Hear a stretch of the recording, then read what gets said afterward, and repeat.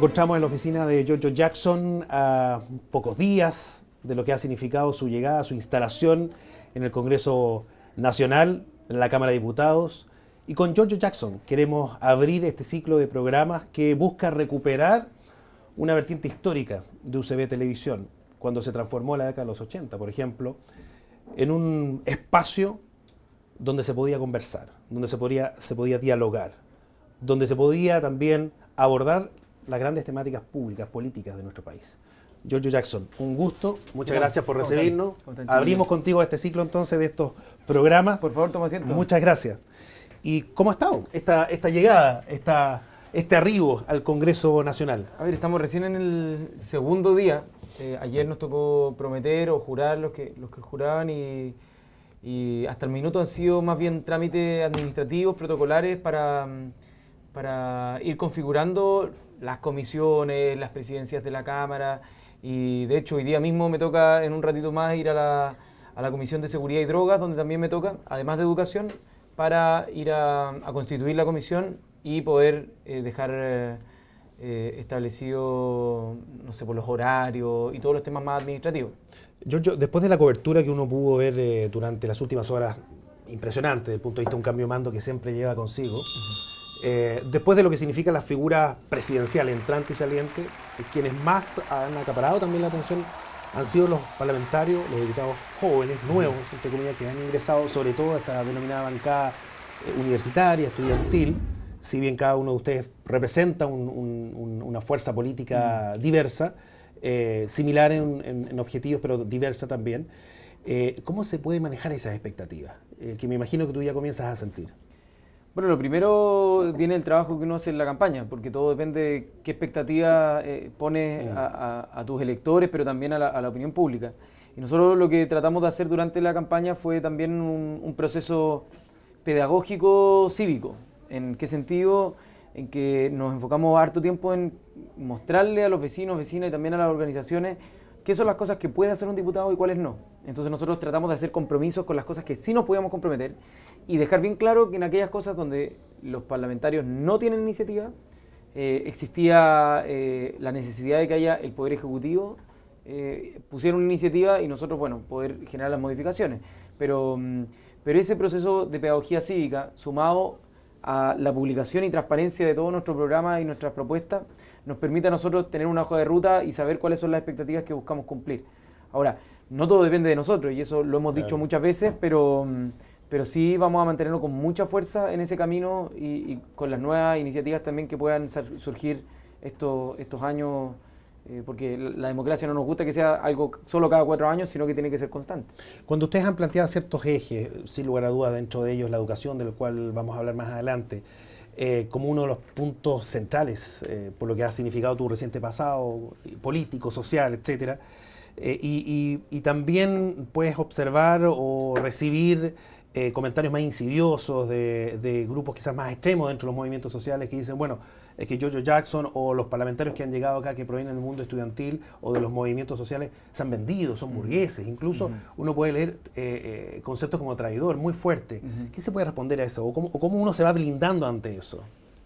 Mira, no sé si hay una respuesta que deje satisfecha a las personas que no comparten el hecho de que tanto Camila, Gabriel, yo, incluso quienes no lograron salir electos, como Sebastián Farfán, que es de acá de Valparaíso, Daniela López, Francisco Figueroa, hayamos presentado candidaturas para ingresar al Parlamento y desde aquí sumar, no reemplazar, sumar en la dirección de los cambios que venimos luchando hace tiempo. Entonces, desde ese sentido, lo que nosotros hacemos es una apuesta que puede salir exitosa o puede fracasar, pero nosotros estamos apostando a que desde aquí podemos generar esos cambios o ayudar a generar esos cambios. Entonces, hay gente que no confía en estas instituciones para poder realizar esos cambios y yo creo que es legítimo que exista una desconfianza porque no es antojadiza, viene de procesos anteriores donde no se cumplió. Nosotros queremos que esta vez sí se cumpla y queremos ser muy fiscalizadores para que eso ocurra, pero al menos le pedimos que nos den el beneficio de la duda porque estamos en el segundo día, estamos recién comenzando esta labor parlamentaria y a mí me gustaría que fueran los hechos los que hablaran. No las palabras ni de uno ni del otro lado, sino que a medida que vayamos votando, a medida que se vayan concretando o no concretando cosas, la gente pueda hacerse una opinión de si es que cumplimos o no cumplimos. ¿Y Revolución Democrática comienza a tener una presencia más importante en lo que puede significar el trazado de ciertos aspectos en el ámbito de la educación del actual gobierno de Michelle Bachelet? Lo pregunto porque tiene un parlamentario, tiene también ahora un asesor, Miguel Crispi, ¿cierto?, en el Ministerio de Educación. ¿Hasta qué punto ahí se puede generar mayor influencia o también, como algunos pueden expresar o pueden pensar, quizás también un sentido de mayor limitación en cuanto a lo que ustedes representan como Revolución Democrática? Mira, yo creo que es bien importante la pregunta que haces porque en Revolución Democrática, que este movimiento que hemos creado hace 2 años, debido a que no teníamos un domicilio político y queríamos aportar en el debate público, tomamos como decisión colectiva, democrática y estratégica, la colaboración crítica con el futuro gobierno. ¿Qué significa eso? Que hay algunas agendas en las cuales nosotros creemos que hay principios establecidos, pero que faltan bajadas o faltan algunos temas por definir, y hay otros temas en los cuales no estamos de acuerdo con el gobierno. Entonces, en esa difícil ambivalencia, hoy día como movimiento Revolución Democrática, estamos apostando en algunas agendas, y educación sin duda que es una de ellas. Venimos luchando hace tanto tiempo. ¿Cómo no vamos a también hoy día hacer todos los esfuerzos para que esa agenda se concrete? Y repito lo que decía anteriormente, acá no garantiza el hecho que tengamos un parlamentario o gente asesorando en el Ministerio de Educación o gente también involucrada en las dirigencias del movimiento estudiantil el que se pueda realizar estos cambios. Dependen también de la sociedad civil en su conjunto y de que todos los actores alineemos los planetas para que ocurra. En esa difícil ambivalencia, ¿ustedes también pueden abrirse como un movimiento puente? Pensando quizás en cómo han llegado los movimientos más anarquistas hoy en día al control de las federaciones universitarias. Por otro lado, todo el paquete de iniciativas que supuestamente va a llegar dentro de muy poco al Congreso. ¿Ustedes se ven en ese rol o quizás Giorgio Jackson todavía tiene que observar que el escenario vaya evolucionando un poco para que se vea aquello si es que está dentro del plano? Mira, las fuerzas al interior del movimiento estudiantil para tocar ese tema siempre han sido diversas. Hoy día hay un peso específico diferente de los colectivos políticos, pero antes también existían. No es que hoy día aparecieron las distintas tendencias en el mundo estudiantil. Y yo creo que es bueno que exista esa diversidad y que a pesar de que existen gente desde liberales hasta anarquistas, como tú bien decías, todos tienen que ceder ante una postura que es común, que es lograr la educación pública, gratuita y de calidad. Y que logremos terminar con la segregación que hoy día nuestro sistema educacional tan perfectamente genera. O sea, los ricos con los ricos, clase media, los más pobres con los más pobres, y es un círculo vicioso. Entonces, para mí, más que la militancia de los dirigentes estudiantiles actuales, me interesa que se siga manteniendo esa unidad y transversalidad que generó tanto apoyo en la ciudadanía, 70, 80% de apoyo. Espero que lo logren mantener, porque si es que se concentran más que en las demandas que reciben apoyo, en una militancia determinada, creo que se puede empezar a perder apoyo por parte de la ciudadanía, y yo creo que eso sería malo no para nosotros o para ellos, sino para los jóvenes y niños que están esperando una oportunidad en el futuro. ¿Y eso podría significar también dilatar los tiempos? Estos próximos 4 años van a ser claves, sin lugar a dudas, para avanzar quizás en la concreción de estos puntos tan esperados. Van a ser muy clave y van a demandar de nosotros un trabajo arduo, pero también convicciones para cuando aparezcan temas difíciles donde hay mucha gente poderosa que se va a oponer, gente que no quiere que cambie el status quo, gente que no quiere que le cambien los privilegios, pero nosotros tenemos que ser muy firmes en que acá hay un bien común que hay que defender y que es la igualdad. O sea, si es que no tenemos igualdad, que sea en el ámbito de educación, es porque estamos muy mal como país definiendo las prioridades.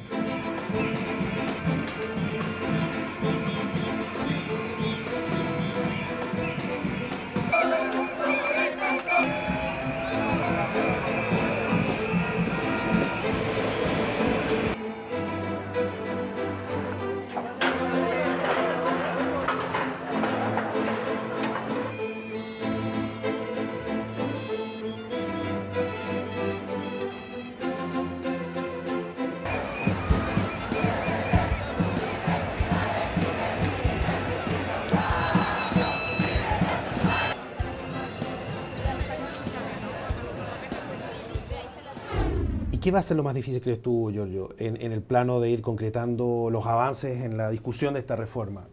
La participación, por un lado, que tú has planteado que es muy necesaria, el tema del financiamiento de la reforma como tal, o o esto último también tú mencionabas, el tema más ideológico, duro? No podría hoy día seleccionar uno como el gran bastión, pero dado que va a haber una reforma tributaria y que financiamiento va a haber, y la discusión es interesante en términos ideológicos de qué se hace con las platas, si se le asignan solo a las personas y que puedan canjearlas en el mercado por un servicio educativo, o si es que va a financiar instituciones para generar un proyecto de desarrollo país, o sea, financiando instituciones y fortaleciendo sus proyectos de desarrollo. Pero creo que la discusión más relevante y que muchas veces se posterga tiene que ver con el propósito de la educación. ¿Para qué estamos educando? Y esa pregunta que puede sonar súper abstracta y lejana y que no tenemos tiempo para responderla, es necesario fijar algunos parámetros porque si no vamos a inyectar más recursos a un pozo sin fondo que tiene por objetivo educativo y por concepto de calidad algo que está muy lejano de lo que podemos entender de manera integral como calidad.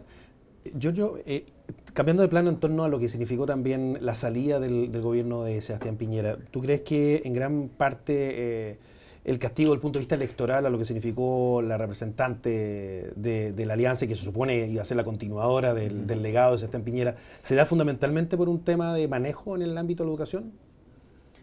Obvio que afecta, no es un tema menor porque había una demanda popular muy sentida que tiene que ver con que la educación ya deje de ser un negocio y que pase a ser un derecho garantizado donde no dependa de los dineros que tú tienes, tengas que acceder a una educación de igual calidad que el más rico o el más pobre. Y eso yo creo que es un consenso nacional casi de todos y todas. Pero el gobierno se opuso férreamente a eso y eso le hizo traspasar un costo a la continuidad de este gobierno. Pero además la propia candidata Evelyn Matei traía sus cargas con respecto a ser una defensora de la dictadura de Pinochet.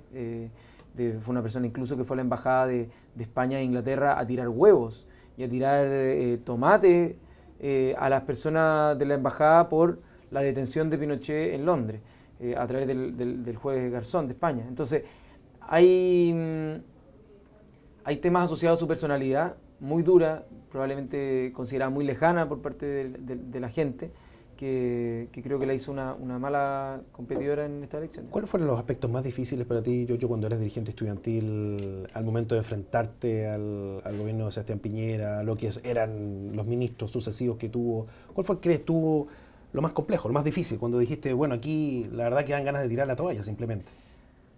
Había algo constante que tiene que ver con el eje de la discusión y el paradigma en el cual estaba instalada la discusión, que fue muy difícil doblar, y yo diría que ni siquiera nos fuimos dando cuenta, pero a medida que se terminó ese año, recién ahí ya se estaba instalando este nuevo sentido común, de que pasáramos de los aranceles más altos del mundo por el producto per cápita a una educación gratuita. Era un cambio tan radical, tan revolucionario, que costó transitar y poder explicarlo. Nos costó bastante. Y muchas veces nosotros en ese intento, lamentablemente recibíamos portazos, los medios de comunicación tampoco lo entendían y nos daban vuelta los argumentos, tergiversaban nuestras posturas, decían que con esto se iba a acabar la educación particular subvencionada, decían que con esto del lucro los profesores no podían tener sueldo. O sea, tergiversaron muchas veces las posturas nuestras en favor de un discurso para ponernos en contra de la gente. Pero lamentablemente para ello y gracias a que hubo un trabajo pedagógico a nivel de base y ellos y todos podían expresarle en mesas familiares cuál era el tema de discusión, que la demanda salió a flote y no perdimos el sentido profundo por el que estábamos luchando. Y por otro lado, de los momentos más duros tuvo que ver con los temas de represión. El 4 de agosto, el 25 y 26 de agosto, cada marcha cuando... Por un lado, el gobierno reprimía a las grandes masas que estaban manifestándose pacíficamente y por otro lado, aquellas minorías que estaban generando destrozos tanto en la propiedad pública como privada, fueron impotencias que para nosotros eran imposibles de controlar. La represión y la violencia de grupos minoritarios.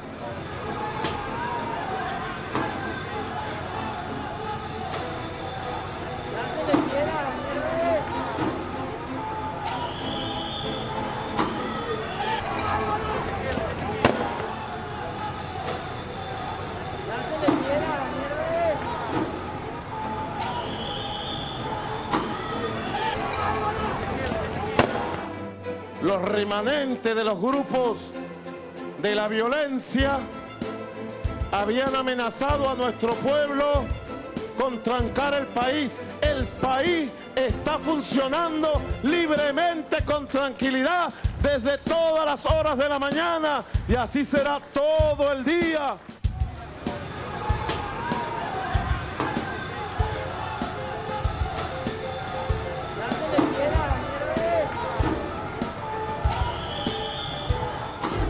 Y cuando uno observa imágenes, claro, dentro de un contexto absolutamente diferente de lo que es la realidad chilena, la venezolana, en muchos de estos aspectos, pero cuando uno ve esos niveles de violencia o de represión en contra de los estudiantes, ¿qué pasa con Giorgio Jackson? ¿Qué pasa con Revolución Democrática?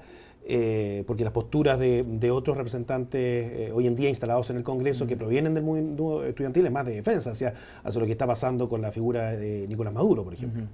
Sí, yo al menos he tratado de abordar este tema de la manera más consecuente posible.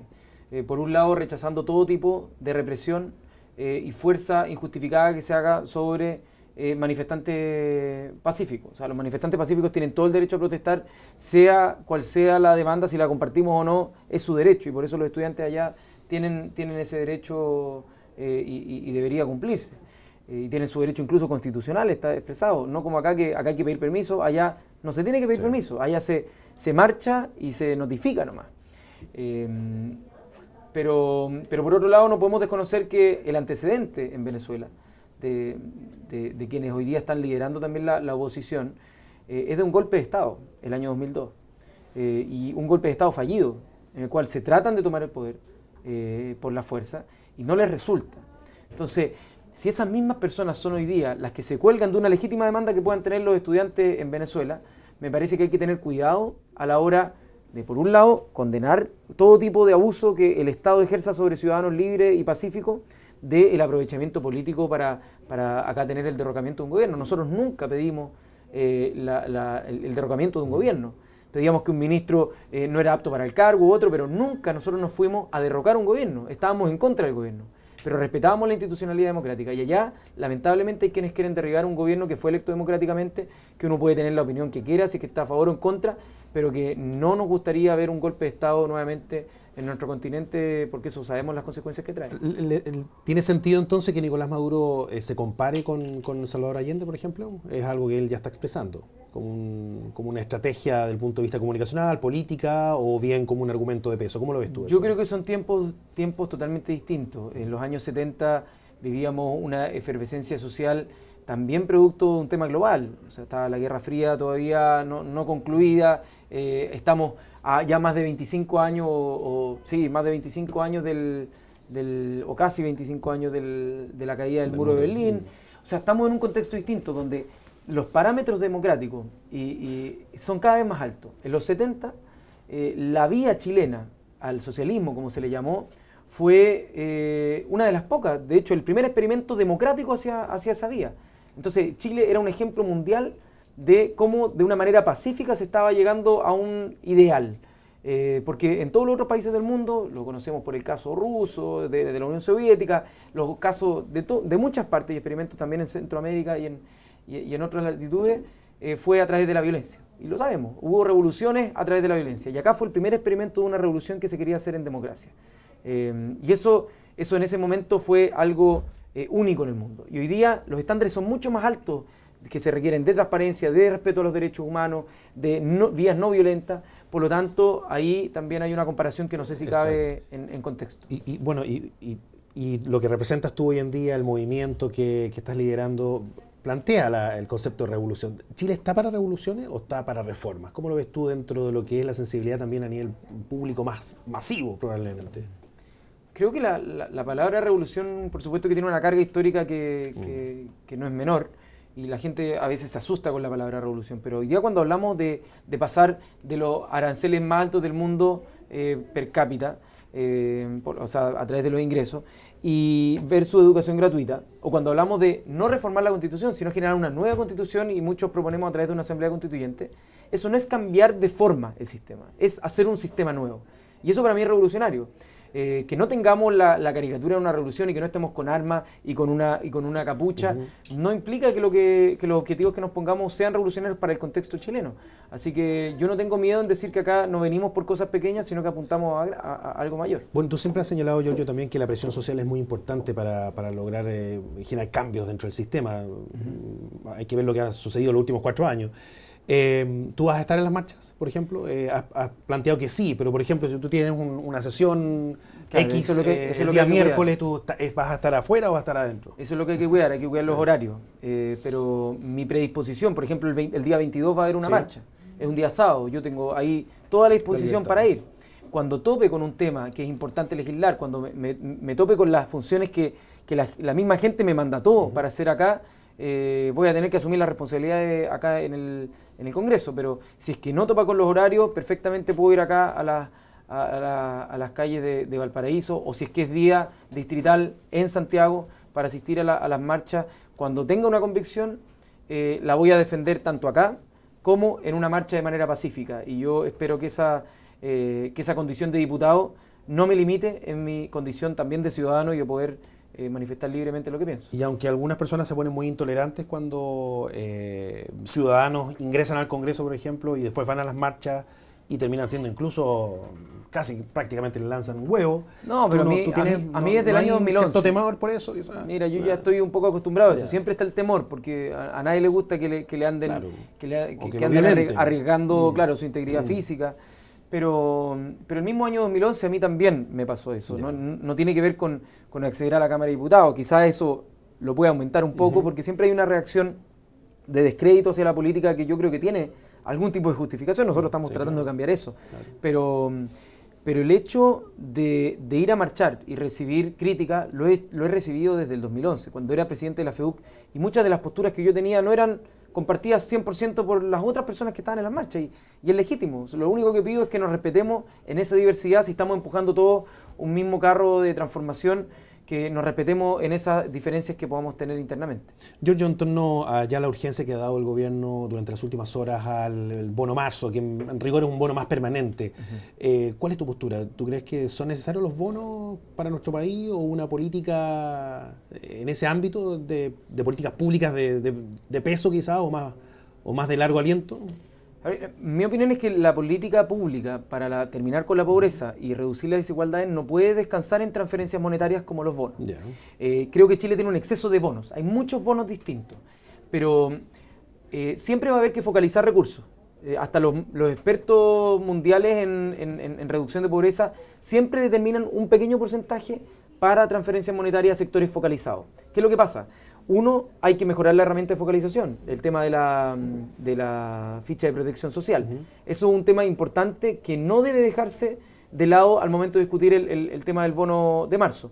Y lo que es positivo de este bono, y que yo rescato, es que es permanente y que no va a prestarse para que año a año los gobiernos hagan un ofertón político por un bono. Transferencias monetarias para un periodo difícil como es marzo está bien, pero no es una política que vaya a transformar la estructura de desigualdad social, sino que es un alivio momentáneo para familias que están pasándolo por un momento, están pasando por un mal momento económico, que se acredita ese momento difícil, y lo bueno es que no sea algo que año a año los gobiernos oferten como una promesa política. ¿Cuál es tu impresión de Michelle Bachelet, Giorgio?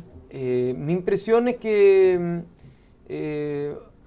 la verdad es que de su primer gobierno a mí no fue un gobierno que me haya gustado del todo. Hay una iniciativa buena, el Chile Crece Contigo, política de infancia, que es un plan súper interesante que todavía no se completa en su plenitud. Este gobierno lo cortó, la idea es que fuera hasta los 8 años, pero hasta los 4. Pero en temas educacionales, en temas con el pueblo, con los pueblos originarios, y la represión que hubo con el tema, sobre todo estigmatización con la ley antiterrorista, temas medioambientales, hay deudas pendientes. Así que esperemos que en este periodo esos temas se solucionen.